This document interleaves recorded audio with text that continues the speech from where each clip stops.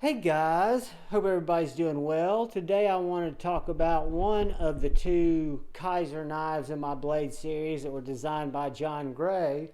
And the first one is the GBP1, which stands for the Gray Pocket Brute #1.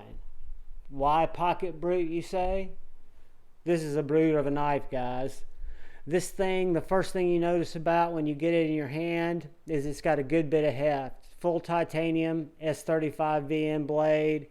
Those pocket studs are actually angled.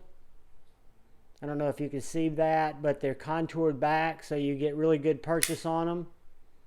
They also act as your blade stop.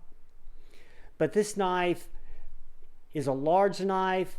I've got a medium large size hand, and you can see that the handle's contoured out for the lock bar and for your grip.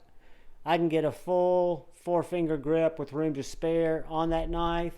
It's also got a choil and a nice choke up here, which really allows me to get more control over that blade. This blade is slicey. It is great for utility cuts, great for food prep, just a very utilitarian design blade. And what's kind of unique that I noticed today is the knife that I happen to be carrying in my pocket, the TRM Shadow.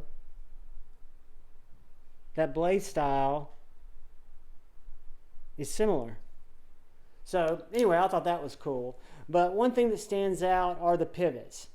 John Gray does use oversized pivots. They also act as your over travel. And even though they're not T8s, you can adjust that pivot with a dime. It's very functional. This knife is very centered. I haven't had to do any adjusting to it at all. And it's just a knife that in my collection, when I saw it, it was unique. When I started doing a little research on John Gray and saw the other knife that he made with Kizer, I just really enjoyed it. I picked this up, and then I picked up the SLT, which we'll review or do an overview on down the road, which is another John Gray knife. The SLT, which is the Slimline Tactical.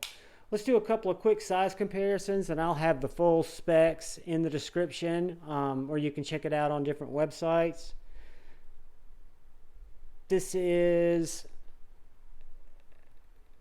the GBP1 next to the Cold Steel 4MAX, and you can see it's smaller than the 4MAX, but it's not just dwarfed by the 4MAX. And you can see that it is much, much larger than the Civivi Baby Banter, closer to the 4MAX than the Baby Banter. So let's look at it next to a couple of other familiar knives. The Benchmade Bug Out.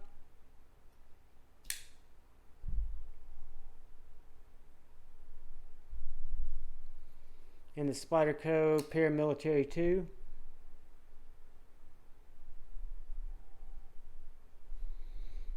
So it's bigger than the Bug Out. Of course, it's going to be taller, heavier, and more brutish than the PM2, but it comes in around that same length. The handle length is very similar, and the blade length is pretty similar as well. But guys, this is a knife that's been discontinued. You can find it at some retailers for a very, very good price. This thing was over $250 new. I think I picked it up for right around $120. It's a knife that'll stay in my collection because I think it's unique. I carry it from time to time. The pocket clip, even though the knife's very heavy, is very able and has great retention, goes in and out of pocket quite nicely. But that is the Kizer John Gray GBP1. So that stands for the Gray Pocket Brute #1. Guys, most importantly, please look out for the guys and gals to your left. Please look out for the guys or gals to your right.